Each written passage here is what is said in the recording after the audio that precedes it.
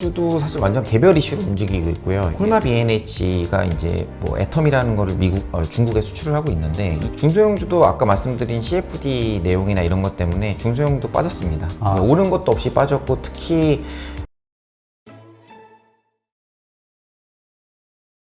오늘은 엄브렐라 리서치의 윤주호 대표님을 모셨습니다. 안녕하세요. 안녕하십니까? 네. 일단 지금 시장 흐름을 보면은 코스피는 좀 계속 횡보하면서 네. 하락했다 올라왔다만 그런 모습이고요. 코스닥은 그래도 반등폭이 지금 드문드문 나오고 있는 상황인데 네, 네. 이렇게 좀 차별화되고 있는 이유는 왜일까요? 일단은 코스피의 지수의 25% 이상 차지하고 있는 삼성전자의 부진이 코스피 상승 제한을 하고 있다라고 보시면 될 것 같고요. 뭐 연초에 투자 전략가들이 전부 다 예상했던 달러 약세, 커머디티 강세, 이머징 시장 강세가 최근에 보시면은 1분기 때 미국의 GDP 성장률이 굉장히 좋거든요. 그러니까 결국에는 이머징으로 갈 필요가 없는 거죠. 그러면서 이제 이런 자금 흐름이 멈춰지면서 어떤 코스피의 상승 여력이 많이 상승이 좀 탄력이 둔화됐다 이렇게 보시면 될 것 같고요.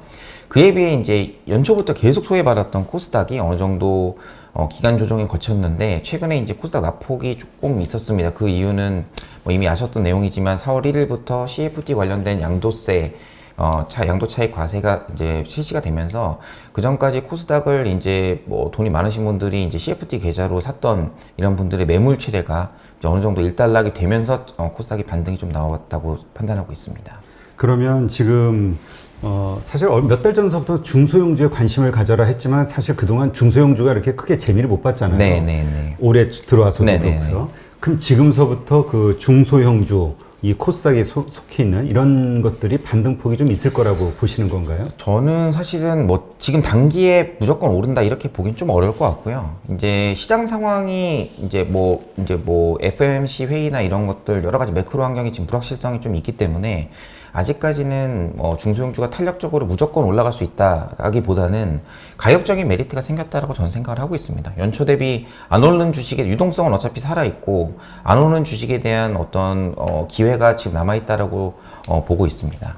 네. 그러면 지금 대형주 같은 경우는 이제 좀 지수에 연동이 많이 되잖아요. 네네네. 그리고 좀 많이 빠졌잖아요. 그 네네. 조정 과정에서. 예. 그러면 이 조정 과정에서 중소형주는 뭐 빠지질 않았나요? 중소형주도 아까 말씀드린 CFD 내용이나 이런 것 때문에 중소형도 빠졌습니다. 오른 것도 없이 빠졌고 특히 뭐 바이오 섹터 이런 것들은 뭐 작년에 굉장히 좋았었는데 올해 굉장히 안 좋았죠. 연초 대비해서. 이런 부분도 뭐 자세하게 또 말씀을 한번 또 드려보겠습니다. 네. 그러면 어쨌건 가격 대비 네. 그러니까 잘 덜 오른 상태에서 또 같이 빠져버렸으니까 네네. 지금 중소형주가 좀 가격 밸류가 좀 괜찮은 것 같다. 네. 이렇게 이해를 하면 되겠네요. 예, 맞습니다. 근데 이게 앞으로 계속 이 코스피가 흔들리고 지수가 하락한다든가 이러면은 횡보한다든가 하면 이쪽도 마찬가지로 또 영향은 똑같이 받는 거 아닌가요? 중소형주도? 뭐 비슷하게 센티는 반영받는데 아까 말씀드린 것처럼 이미 빠졌기 때문에 가격적인 메리트가 좀 생겼다 이렇게 보고 있습니다. 다만 이제 중요한 포인트를 좀 짚고 가야 되는데 뭐 제가 연초부터 이제 다른 데 출연해서도 계속 말씀드렸던 내용들이 좀 있습니다. 올해 키워드가 이제 인플레이션인데요. 보통은 이제 주식을 투자할 때 뭐 매크로 환경을 그렇게 많이 보시진 않는 분들도 많지만 작년하고 다른 투자 환경이 이제 저도 사실 이렇게 16년 동안 업계에 있으면서 처음 보는 매크로 환경이거든요. 간단하게만 말씀드리면은 작년에는 이제 코로나가 이제 저희가 2월, 3월부터 이제 글로벌로 퍼지기 시작하면서 금리가 빠졌죠, 당연히. 네. 금리가 빠지고 커머디티 가격도 빠지고 수요도 축소되고 그러니까 유동성을 이제 정부가 풀기 시작했습니다. 네, 그렇게 되면서 가장 좋았던 섹터가 작년에 보면 장 반등 시에 가장 센 섹터가 바이오 섹터였거든요. 근데 올해를 보시면 매크로가 완전히 반대입니다. 유가는 올랐고요. 그다음에 커머디티 가격 올랐고, 그다음에 달러 인덱스도 연초 대비해서는 좀 빠졌고, 그다음에 어떤 수요들이 늘어나면서 이제 컨택 관련된 회사들이 이제 실적 개선에 대한 기대감으로 주가가 오르기 시작했죠. 그렇기 때문에 오히려 금리는 오르고 있는 상황이고 이럴 때 그리고 테이퍼링 미국에서는 테이퍼링 얘기가 계속 나오고 있고 이럴 때 이제 가장 안 좋은 섹터는 사실은 바이오거든요. 그래서 연초부터 제가 그 미국에서 처음 장 시작했을 때 스타일이 굉장히 중요한데 처음 장에 딱 봤는데 미국에서 인플레이션이 키워드로 연초에 나왔었어요. 그래서 한국도 딱 보면은 코스닥은 연초 효과에서 원래 올랐어야 되는데 코스닥이 안 오르고 코스피가 조선, 운송, 철강, 기계, 뭐 이런 시크릿컬들이 올랐거든요. 그래서 제가 올해 좀 이상한데? 원래 1월 효과는 무조건 코스닥인데?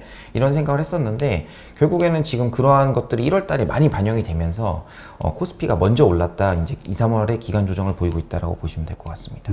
그렇군요. 네. 그러면 지금 우리가 1분기 이제 실적 발표가 이제 앞두고 있잖아요. 네. 이 실적 발표 앞으로 이제 종목별 그 실적 장세가 펼쳐질 것이다. 이걸 네. 이제 대체적으로 말씀들 하시는데 일단 네. 이거는 동의하시는 거죠? 네, 맞습니다. 그러면 중소형주 가운데서도 이렇게 실적이 괜찮을 만한 네. 이렇게 우리가 관심을 가질 만한 그런 종목들이 있다면 어떤 게 있을까요? 일단 최근에 시장 투자자분들이 좀 관심 있어 하시는 종목은 많이 눌렸던 종목들이죠. 중국 인바운드 관련주입니다. 어떻게 보면 텍트주라고도 볼 수 있는데 최근에 보면은 이제 콜마 BNH가 이제 뭐 애텀이라는 거를 중국에 수출을 하고 있는데 이쪽 데이터가 지금 1월, 2월이 굉장히 잘 나왔다는 분석 자료가 나와 있습니다. 콜마 명극 화장품 쪽. 예, 맞습니다. 네네. 그래서 건기식도 하고 이렇게 한다고 보시면 될 것 같고요. 그 다음에 뭐 많이 2, 3년 동안 쉬었던 FNF도 중국 수출이 작년 4분기부터 이제 돌기 시작해서 주가가 지금 두 종목이 이제 같이 좀 탄력이 있는 상황입니다. 네.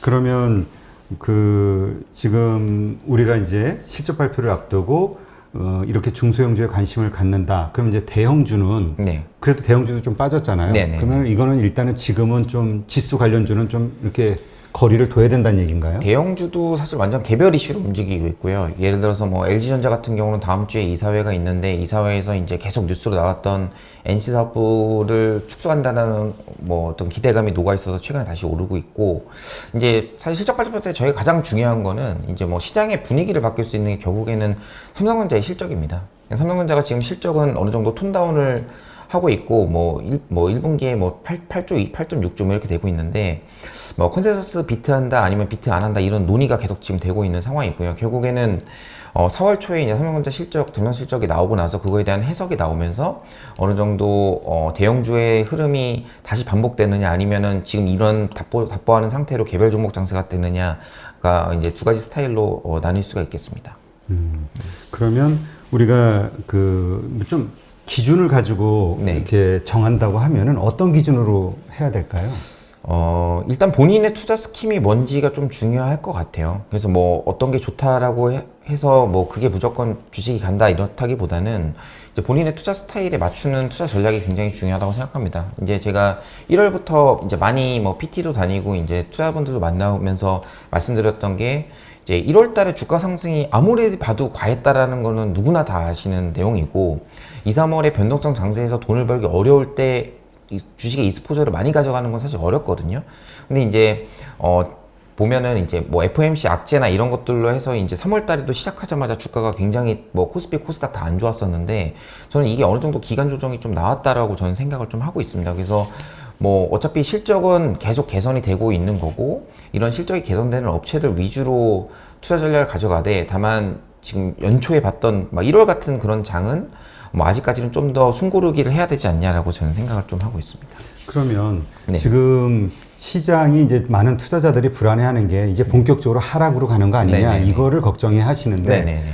또 전문가분들은 그 강세장 속에서의 증시 조정 정도로 이렇게 생각하시는 네네. 분들이 의외로 많더라고요. 네네네. 일단 어느 쪽에 동의를 하세요? 저는 뭐 강세장의 일시적인 기간 조정이라고 저도 보고 있습니다. 근데 이제 중요한 거는 뭐 예를 들어서 1월 달에 제 주변에 그 개인 투자분들도 있고 얘기를 좀 들어보면은 1월 달에 익스포저나 이런 그러니까 빚을 얻어서 투자까지 저희가 비투라고 하는데 그것까지 많이 1월 달에 비투로 해서 많이 버셨던 분들이 2월 달에 많이 번 만큼 많이 깨졌거든요. 결국에는 자산 배분 전략도 어떻게 보면 개인 투자가의 포트폴리오의 굉장히 중요한 부분인데 2월, 3월, 제가 2월 달은 거의 주식 비중을 50% 연도로 가져가야 된다라고 말씀을 좀 드렸었고, 3월 달부터는 이제 바닥을 좀 확인하면서 좀 점진적으로 올라가야 되는 상황인데, 그래도 2월 달만큼은 아닐 거라고 저는 생각을 하고 있고요. 저희가 이제 실적지 말씀하신 대로 실적 시즌을 좀 봐야 되겠지만, 3, 4월을 바닥으로 해서 이제 5, 6월 때 다시 올라가는 그런 그림으로 저는 생각을 좀 하고 있습니다. 그러면 네. 지금 중소형주 가운데서 이제 실적이 좋은 중소형주가 네. 일단 1순위라고 말씀하셨는데 네네. 지금 논란이 되고 있는 것 중에 이제 이 증시 조정이 끝나고 났을 때 다시 예전에 튀어올랐던 그 기술주들, 네, 성장주가 갈 것이냐, 아니면 컨택트 관련된 경기 민감주들이 네, 갈 네. 것이냐, 이것도 논란도 있잖아요. 네네네네. 일단 어떻게 보세요? 저는 중기로는 컨택주를 조금 더 좋게 봅니다. 왜냐하면 작년부터 그렇게 투자분들이 좋아하셨던 종목이 몇 개가 있죠. 이제 백신 관련주죠. 근데 요즘에는 시장이 굉장히 스마트해져서 그런지 백신을 맞으니까 그때부터 주가가 조정이 나왔어요. 네. 그래서 그러니까 그게 보통 그러잖아요. 네. 소문에 사고 네. 뭐 뉴스에 팔아라. 네. 그 네, 네. 모양이네요. 맞습니다. 뭐 저희가 세론 뉴스라고 얘기를 하는데, 그래서 지금 보면은 뭐 백신을 맞고 뭐 이렇게 했음에도 불구하고 예를 들어서 항공주 같은 경우에는 아직까지 본격적으로 해외 여행을 저희가 아직 못 가고 있습니다. 제가 생각할 때는 뭐 최소 3분기 아니면 늦어도 4분기 정도.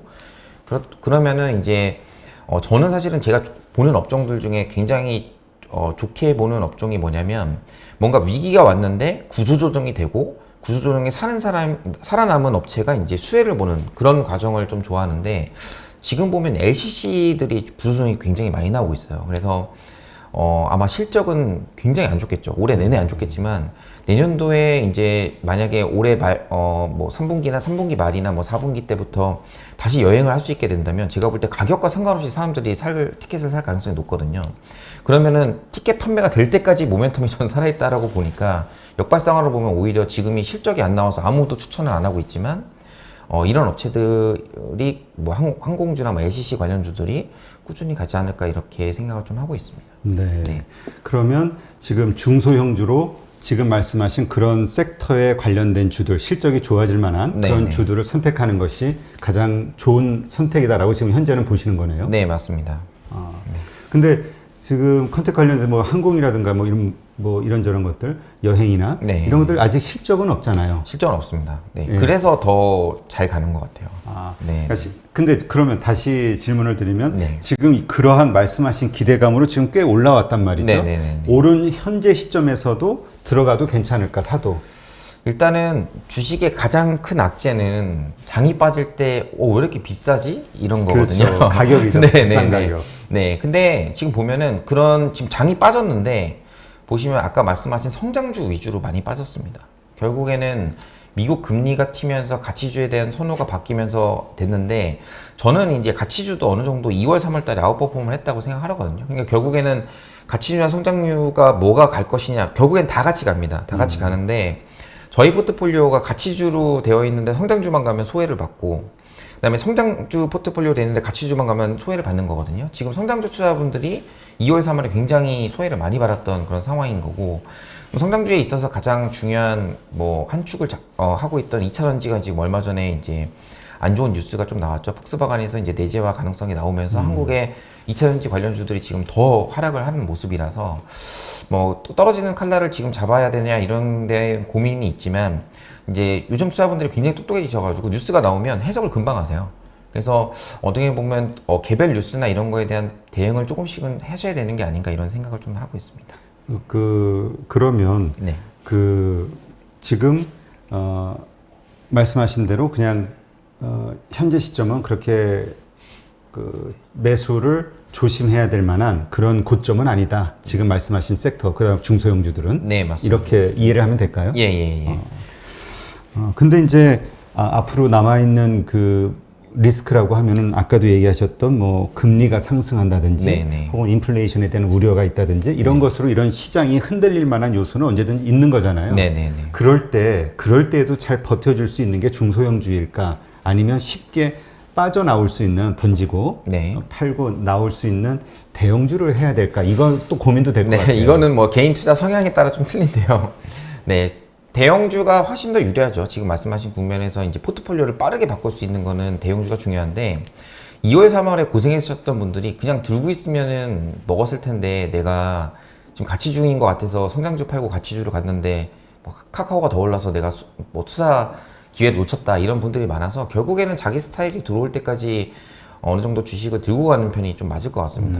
그래서 이제 뭐 아까도 강세장인데 뭐 1월에 번 거 2월, 3월에 다 터졌습니다 하는 투자자분들이 굉장히 많으신데 결국엔 주식 비중의 문제라고 저는 좀 생각을 했거든요. 그래서 지금은 뭐 편입비를 뭐 100% 다 이상 가져가는 것보다는 어느 정도 현금을 좀 가져가시면서 이제 시장 대응을 하시는 게 좋다라고 저는 생각하고 한 있습니다. 현금 비율을 몇 프로 정도? 저는 원래 2월, 3월은 뭐, 제 2월은 한 10%, 20%를 생각했는데 사실은 주식 투자하신 분들이 대부분 자산 배분을 하지 않습니다. 주식 투자 자금 그렇죠. 3천만 원이면 그냥 3천만 원 풀로 사시거든요. 그래서 뭐 이런 분들은 어쩔 수 없지만 신규로 매수하는 분들은 뭐 한 50% 정도 이제 FOMC가 회의가 끝나고 이제 미국 국채 금리가 안정화될 가능성이 저는 높다라고 보고 있는데 뭐 그것도 이제 FOMC 회의 결과를 좀 봐야겠죠. 그래서 이제 어느 정도 근데 이제 제가 생각하는 거는 미국에서 어느 정도 시그널을 좀 줬고 새로운 것들을 안 줬는데도 시장이 어느 정도 안정화가 됐거든요.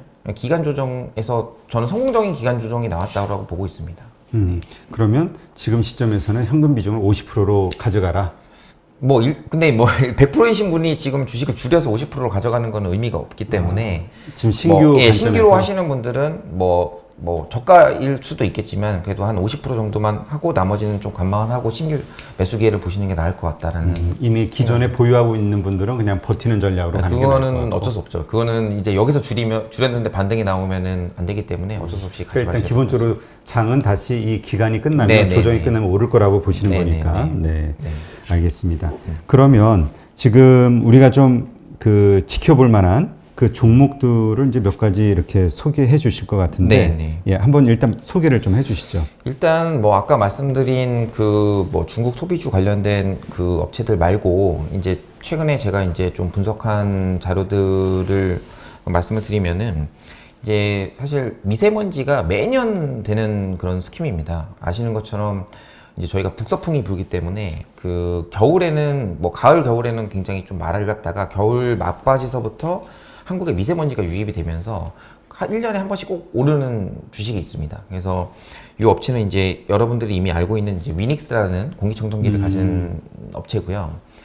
저도 이 업체를 18년도에 처음 봤던 회사인데 그때는 1년에 영업이익 80억, 100억도 못 벌던 그런 회사였는데 이 영업이 네네네.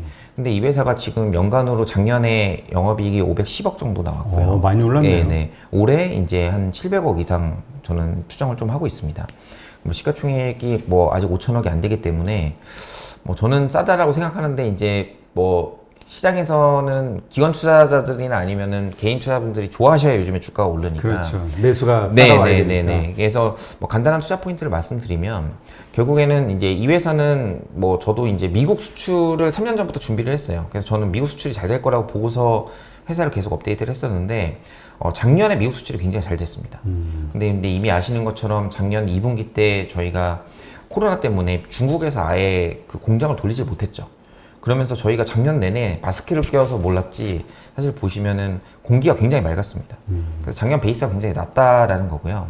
그러니까 이 회사가 원래 국내 공기청정기가 가장 잘 팔릴 때는 연간 매출액이 한 1,500억 정도 했었고 이제 보통은 연간에 한 800억에서 1,000억 정도 나올 수 있는 회사인데 작년에 국내 공기청정기가 굉장히 안 좋았어요.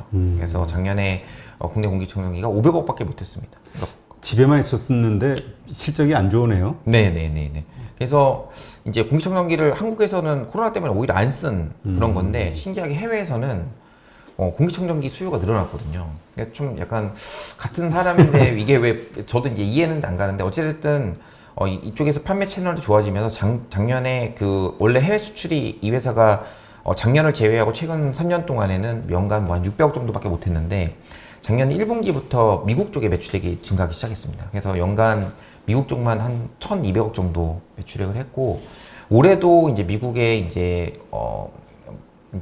코스트코나 아니면 홈디포나 아니면 아마존 이런 쪽에 지금 나가고 있고 월마트나 이쪽도 하반기 때 추가적으로 채널 확장을 하려고 해서 작년보다는 분명히 해외 수출이 성장할 거라고 저는 생각을 좀 하고 있고요. 그러면은 올해 이제 해외 수출은 미국 포함해서 미니멈 1,600억에서 2,000억 정도는 할 수 있는 그런 체력이 되니까 결국엔 미세먼지가 국내에서만 오면은 작년에 낮았던 매출액 500억 대비해서 800억, 1,000억만 나와도 아마 올해 최대 실적이 나오지 않을까 저는 이렇게 생각을 좀 하고 있습니다. 네. 그리고 또 KH바텍도 네. 하나 꼽으셨는데요. 네네네. 일단 그 KH 바텍을 말씀드리기 전에 이제 폴더블 산업에 대해서 조금 더 말씀을 좀 드려야 될 것 같아요. 제가 이제 뭐 현업에서 애널리스트 생활을 할 때 중소형주 위주로 했었는데 그때 이제 그 삼성의 투자 전략이나 이런 거에 대해서 고민을 좀 많이 했었거든요. 네. 그래서 이제 뭐 어떤 신규 사업이 생길 때 이제 투자자 관점에서 먼저 말씀을 좀 드리면은 처음에 어떤 신생 산업이 나올 때는 제일 중요한 게 이 회사가 과연 기술이 있어서 정말 적용이 가능하냐, 이 시장이 열리냐가 굉장히 중요한 겁니다. 예를 들어서 삼성이 폴더블 폰을 체험에 이제 납품했다라고 하면은 그때는 기술이 중요합니다. 예를 들어서 뭐 힌지 기술이 있대라고 하면 주가가 막 급등했거든요. 그때는 실적이 그렇게 중요하지 않아요. 왜냐하면 어차피 다 실적이 안 나옵니다. 예, 양산에 들어가서 어떤 큐브로스가 나오기 전까지는 실적이 안 나옵니다. 그러니까 뭐 제가 이 투자 방법은 수소일 때도 제가 예전에 한번 했던 적이 있었거든요. 그래서 지금 수소 관련된 주들이 조금 주가가 슬로우한 이유가 2, 3년 됐거든요. 수소 관련된 기술이 지금 퍼진 지가 그 스터디가 어느 정도 시장에서 다 됐습니다. 근데 네. 실적이 지금 나오려면 시간이 조금 걸리거든요. 그러니까 이제 실적 베이스로 개별 종목으로 이제 움직이는 그런 추세고, 이제 폴더블의 가장 큰 거는 결국에는 삼성전자가 제일 잘하기 때문에 삼성전자의 투자 전략이나 이런 것들을 저희가 기사를 통해서 한번 유출을 해본 건데요. 작년에 폴더블 폰이 연초에 계획이 600만 대였습니다. 근데 연말에 딱 보니까 코로나 영향도 있었고 생각보다 페네트레이션이 많이 안 됐던 거죠. 침투율이 많이 없어서 저희 주변에서는 이제 폴더블을 많이 쓰셨지만 실제로 판매를 짓게 해보니까 280만 대밖에 안 됐어요. 그러니까 삼성전자도 3분의 1밖에 못 판 겁니다. 목표 대비해서. 근데 올해 보시면은 삼성전자가 이제 배수의 진을 치기 시작했습니다. 두 가지 전략이 있는데 첫 번째는 보급형 폴더블을 내놓겠다. 폴더블이 아무래도 좀 비싸거든요. 그렇죠. 뭐 200만 원, 300만 원 핸드폰이 그렇게 쉬운 건 아닙니다. 뭐 저도 못 샀고요. 네. 그리고 이제 보급형을 하겠다. 그다음 두 번째는 저희가 알고 있던 갤럭시 노트 이런 것들을 아예 라인업 없애서 폴더블에 합쳤습니다. 예, 이거를 딱 보는 순간 이거 폴더블 드라이브를 삼성전자가 세게 할 가능성이 높겠다라고 저는 판단을 하고 있고요. 그러니까 올해는 그럼 삼성전자의 목표는 이제 800만 대에서 1000만 대 정도 이제 판매를 하는 걸로 되어 있습니다. 그러면 아까 초두에 제가 설명드린 투자법에서 초기에 시장이 열릴 때는 기술만 있어도 어느 주식이나 다 올 수 있지만 이제부터는 폴더블의 이제 출시 시기는 다 3분기에 많이 몰려 있거든요. 보통 스마트폰이 출시되기 3개월 전부터 이제 부품 수급이 들어가기 때문에 2분기부터 실적이 개선됩니다. 그럼 원래는 투자자 입장에서는 그럼 2분기 실적이 나오는 중소형주 2분기 실적이 나오는 7월 중순부터 회사가 오르겠네요 라고 하지만 시장은 똑똑하기 때문에 1분기 실적이 안 좋습니다. 아무것도 없거든요. 폴더블 제품이 나온 것도 없고 2분기에 폴더블 제품이 나와야 1분기 실적이 좋은데 1분기 실적은 당연히 안 좋은 건데 2분기부터는 이제 1분기 실적의 악재와 2분기 실적에 기대한 기대감으로 주가가 혼조세를 하다가 2분기 말 정도 되면 주가가 거의 피크가 나오지 않을까 이렇게 생각을 좀 하고 있거든요. 거기에 있어서 실제로 제가 탐방을 다니면서 실적이 찍힐 수 있는 회사들이 뭐가 있을까라고 이제 판단을 했는데 처음 이제 말씀해주신 이제 KH 바텍이 이제 눈에 들어와서 이 회사가 실적이 굉장히 잘 나올 것 같다라고 생각을 좀 하고 있습니다. 그래서 제가 처음에 말씀드렸을 때는 기술을 할 때는 사람들이 이제 폴더블 초기에 이제 기억을 해보시면 작년, 재작년 뉴스를 이렇게 기억해 보시면 처음에는 이제 CPI라는 이제 필름 위주로 해다가 UTG로 해서 유리가 적용된다라고 해서 유리 관련된 업체들이 굉장히 주가가 좋았었거든요. 그래서 제가 이제 UTG가 가장 폴더블의 핵심이다라고 말씀을 드렸었는데 뭐 삼성 내부적으로 지금 내재화 얘기도 있고 이미 벤더 업체가 비상장 업체가 선정이 되어 있어서 상장 업체 중에서는 뭐 그렇게 수혜를 볼 게 없어요. 근데 이제 보시면은 이제 모델이 많아지면 무조건 들어가야 되는 게 이제 가운데 이제 폴더블의 이음새 역할을 하는 힌지를 하는 회사가 바로 KH 바텍입니다. 그래서 KH 바텍의 이제 결국에는 저희가 이제 800만 대다 만약에 연간 삼성전자가 800만 대다 팔면은 이 부품 업체가 800만 대만 찍어내는 건 아니고요. 이 내부 수율은 사실 공개되어 있지 않습니다만 만약에 내부 수율이 80% 정도라고 하면은 20% 정도는 더 찍어야 되거든요. 그러면은 1000만 대 정도 매출액 곱하기 이제 부품 단가 하시면 올해 매출액이 예상 매출액이 나오고 제가 추정을 해보니까 올해 회사가 매출액과 이런 것들을 감안했을 때 영업이익이 한 300억 이상 지금 컨센서스가 이미 300억으로 잡혀 있습니다. 주가만 안 오르고 있는 상황이거든요. 그래서 저는 주가의 타이밍 시기를 봤을 때는 이제 2분기 때 좀 모아가야 되는 이런 회사라고 좀 생각을 하고 있고요. 그 다음에 선호하는 회사는 파인테크닉스라고 이제 내장 힌지를 하는 겁니다. 이제 폴더블을 저희가 이렇게 핸드폰을 두면은 이 가운데 힌지가 이제 경첩이라고 볼 수 있고 그걸 지지해주는 판때기가 있는데 요거를 이제 파인테크닉스가 독점으로 납품을 하고 있고요. 요 두 개 업체가 제가 볼 때는 폴더블 투자를 할 때 이제 상반기보다 무조건 하반기가 좋기 때문에 상자하고 패턴을 봤을 때 중소형주 중에서도 가장 모멘텀이 세다라고 저는 생각을 좀 하고 있습니다. 네. 근데 아까 그 얘기하셨던 그 섹터, 네. 우리가 이제 좀 앞으로 실적이 좋아질 만한 섹터로는 네. 이게 이제 맞는데 네네. 아까 그 우리 그 뭐라 그러죠? 컨택트 뭐 네네. 이런 관련된 기술주가 아닌 네네. 이런 쪽에 우선은 했던 거하고는 약간 좀 차이는 있네요. 그렇죠. 아무래도 포트폴리오를 이제 아무리 제가 성장주를 좋다고 하더라도 어차피 저희가 주식 투자하는 거는 돈을 벌기 위해서 투자하는 거 아니겠습니까? 그래서 결국엔 성장주 일부분도 가져가고 그 다음에 컨택주도 좀 가져가고 이런 다양한 포트폴리오 바벨, 그러니까 뭐 기관 투자자 입장에서는 보통 바벨 전략이라고 하거든요.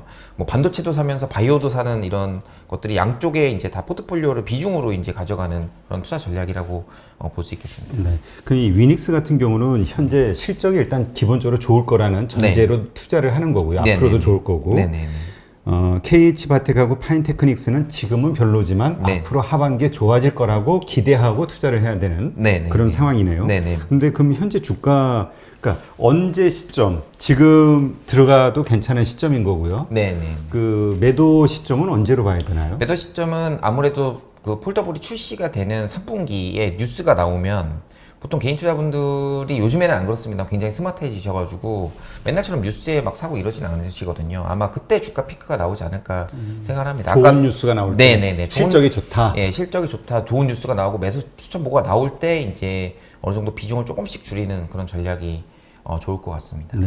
네. 위닉스 같은 경우는 어떻습니까? 위닉스는 사실은 미세먼지가 특이한 게 여름부터는 좀 줄어듭니다.